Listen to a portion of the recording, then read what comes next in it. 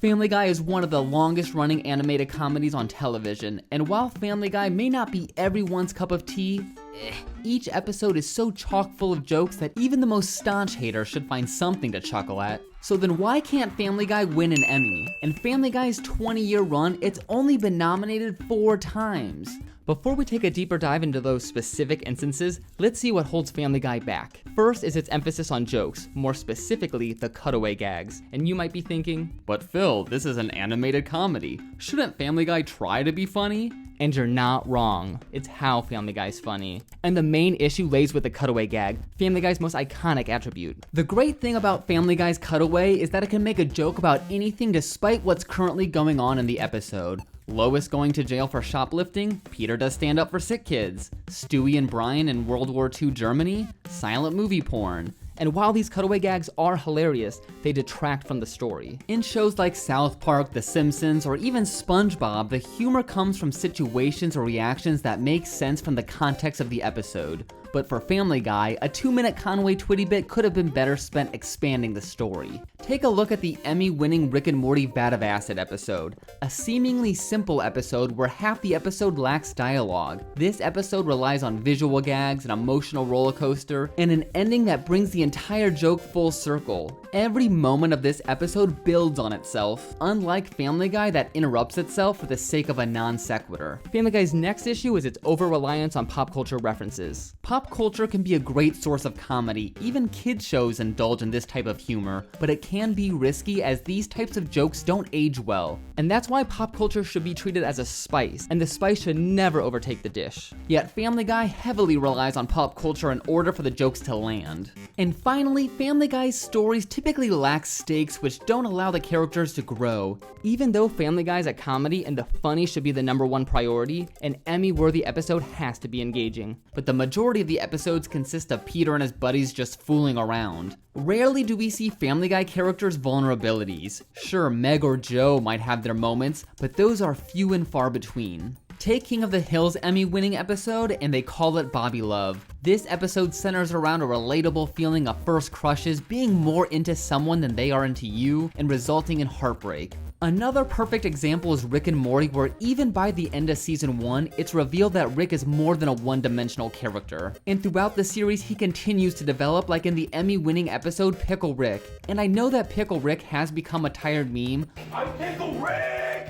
But you can't discount what makes this episode so great. It balances the absurd violence of Rick's day with the emotional agony of a therapy session he desperately wants to avoid. And this creates a hilariously memorable episode. And while there are many popular shows that get away with not having characters grow like Seinfeld, it's the accumulation of all these issues that dooms Family Guy to fail. So now that we have a sort of bird's eye view of Family Guy's handicap, let's take a look at specific instances they were nominated for an Emmy and lost. In the year 2000, Family Guy's Rhode to Rhode Island, the episode where Brian escorts Stewie back to their home in Quahog, lost out to The Simpsons. This may have been Family Guy's closest shot of winning an Emmy. It has the emotional compound with Brian's origin story, Brian and Stewie show great growth, and there's this real obtainable goal. And while this is a great episode, the B story severely holds it back, especially as there's no real connection between the two plots. Comparing it to the winner, The Simpsons Behind the Laughter, Rhode to Rhode Island's shortcomings become even clearer. The Simpsons Behind the Laughter chronicles the family's rise to stardom along with their descent.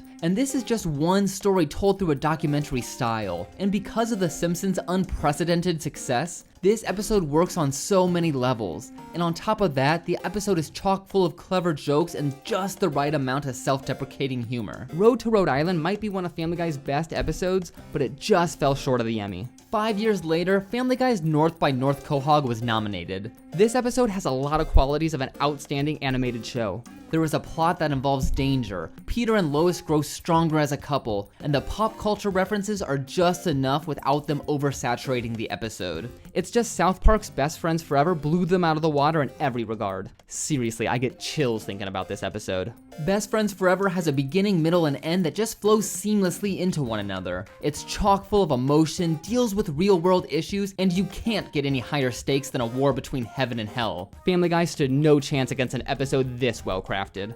A year later, Family Guy's PTV was nominated for an Emmy, and this was another close call for Family Guy. PTV has great social commentary framed in an entertaining way, it has an amazing beginning, middle, and end, and who doesn't love a musical? But it suffers from those classic Family Guy pitfalls. The opening bit is over 3 minutes long, and while the opening is super funny, that's 3 minutes that have absolutely nothing to do with the episode. And when you're looking to win an Emmy, every second counts. Compared to the winning Simpsons episode, seemingly never-ending story, which tells an interesting story in a unique way. We get to see a lot of characters outside their usual element, and then there's that classic Simpsons humor that is relevant to the story. But this episode does have a lot of weak points. If Family Guy just had 3 more minutes of actual story, I might not have been able to make this episode.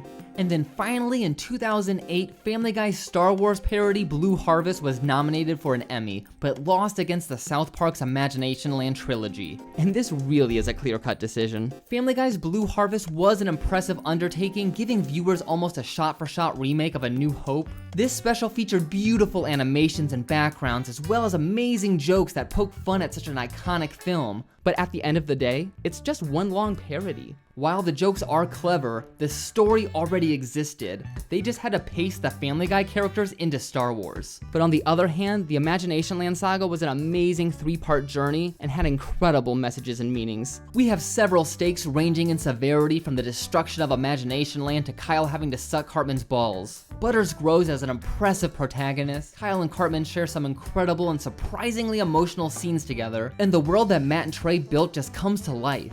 Plus, who doesn't love an Emmy-winning episode that starts like this? This faggot. That's good 2008 homophobia. And yes, this episode does rely heavily on copyrighted characters, but they're used for a greater purpose. They don't use Snarf to make some Thundercats joke. Snarf shows the weakness of the good characters opposed to the evil Imagination Land characters. They're not just parodies of themselves like in Family Guy. Just because Family Guy can't snag an Emmy doesn't mean that it's a bad show. Family Guy always makes me laugh my ass off. Viewers just aren't tuning in for some deeper story. And it's not like Bob's Burgers or Rick and Morty are some high-level art, but they do push the boundaries of what makes an outstanding episode.